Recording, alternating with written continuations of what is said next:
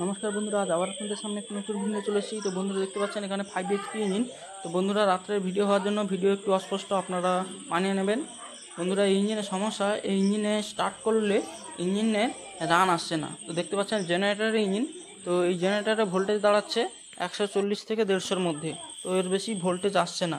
তো এই জন্য এসেছি ইঞ্জিনটি দেখতে।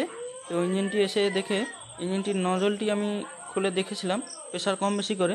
তো এখানে কোনো সমস্যা হচ্ছে কিনা তো দেখলাম ইঞ্জিনের নজলের মধ্যে কোনো সমস্যা নেই, সবই ঠিক আছে ইঞ্জিনের নজল। তারপরে আমি ফুয়েল পাম্পটি খুলেছি, দেখতে পাচ্ছেন ফুয়েল পাম্প।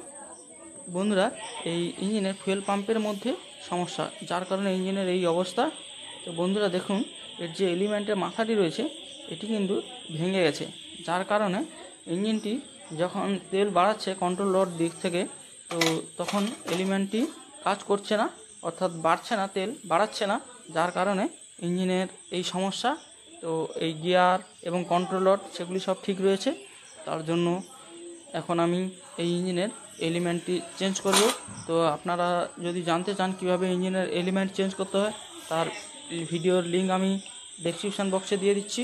আমার চ্যানেলে ভিডিও আছে, আপনারা অবশ্যই দেখে নেবেন।